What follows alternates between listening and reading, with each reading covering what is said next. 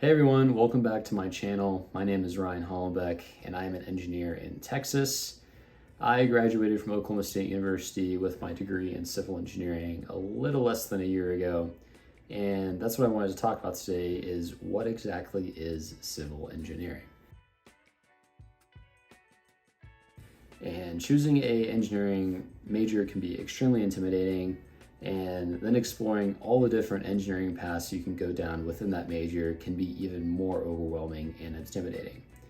And although I think that's one of the great things about civil engineering, for example, is that you learn such a wide variety of things and become a true jack of all trades, I do think it's important to truly break down what is civil engineering. And so in this video, I'm going to be talking about the general definition of civil engineering, different areas of civil engineering, and the basics of a civil engineering curriculum. And I'm actually going to be showing you some of the classes that I took while I was in college, so you can kind of get a general idea of what to expect. According to the ASCE, civil engineers design, build, and maintain the foundation for our modern society. Our buildings, roads and bridges, drinking water and energy systems, seaports and airports, and the infrastructure for a cleaner environment, just to name a few. So basically, civil engineering was first developed as a term to differentiate itself from military engineering, which for a long time was considered the same exact thing. And in short, civil engineering involves the design and construction of most societal necessities. And it's been around since basically the beginning of human beings, and it continues to develop over time with the improvement of technology, as technology plays a huge role in how well civil engineers can do their jobs. What exactly are the different areas of civil engineering? First, we're going to start out with transportation. Transportation involves the planning, design, operation, and maintenance of transportation systems such as highways and roadways, railways, and traffic control. Common duties include drafting and designing construction plans for transportation systems, investigating traffic problems, and developing solutions for those problems. These can then transition into project management roles where you will deal with clients, contractors, and the public, along with tracking construction costs. Next, we have water resources engineering, which involves the design of new systems and equipment to manage human water resources.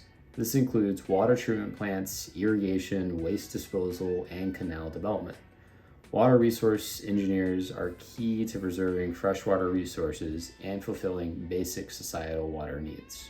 Next, we have structural engineering, which is the field that I chose to go into. And a structural engineer analyzes and designs buildings, bridges, and other structures. They design these structures using gravity and lateral loading, and these structures can range from large buildings such as skyscrapers to small structures such as light poles. Next, we have environmental engineering. Environmental engineers develop strategies and technology to treat and protect the quality of air, water, and earth.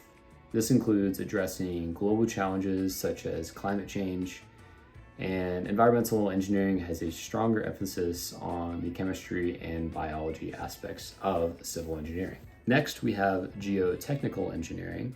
Geotechnical engineers deal with the properties of soil, such as its strength and deformation. By assessing these physical properties of soil, we can gain a better understanding of how it will react under different stresses and loads. Geotechnical engineering does play a key role in other types of engineering, from buildings to dams and roads. And it is very important to, even in other areas of civil engineering, gain a key understanding in geotechnical engineering. Next, we have construction engineering. Construction engineers are essential to designing and implementing complicated building plans. Regardless of the type of construction, they use their leadership and organization skills to keep projects on schedule, budget, and keep them safe. Construction engineers must be able to communicate effectively with both engineers and owners. This is why it's grouped in with the civil engineering degree. It's because they have to understand the more technical side of civil engineering while also being able to effectively communicate that same information to owners and people in the community who may not understand in depth those different aspects of civil engineering. Next, we have utility engineering. Utility engineers deal mainly with the energy sector, including electricity, gas, and water. They help create more efficient forms of energy by monitoring energy transfers and reducing waste.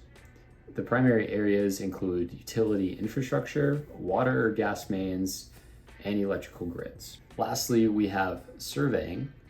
Surveyors use equipment and techniques to identify points and elevations that are essential to construction. The measurement of land cannot be done without surveying. It essentially provides a topographic map of the entire land.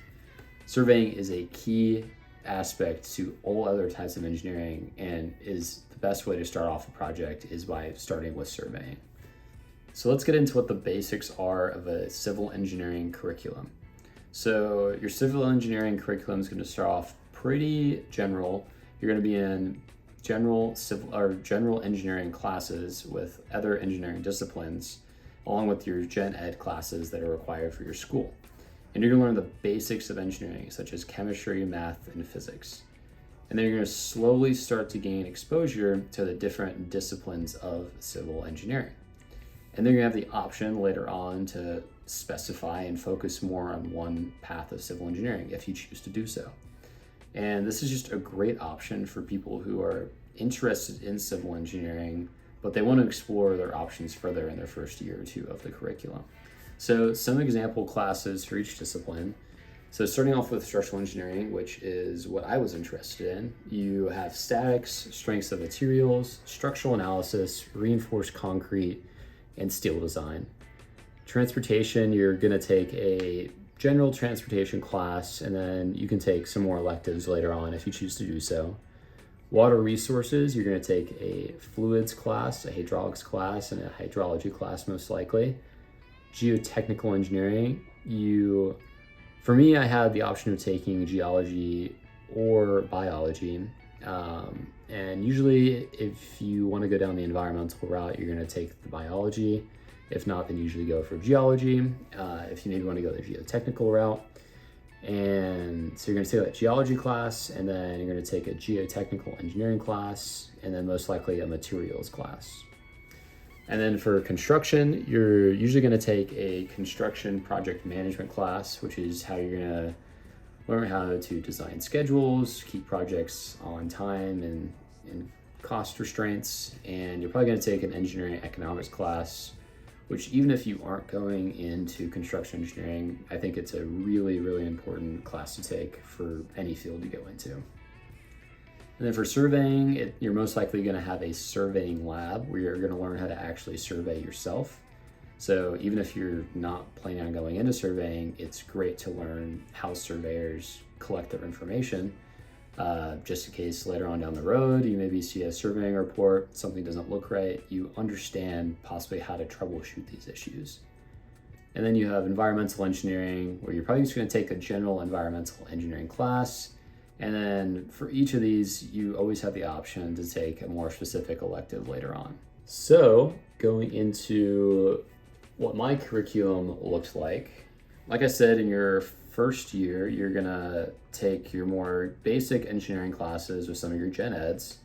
So you're gonna be learning the math, the basic engineering, the chemistry, the physics, which you can see all here on my plan.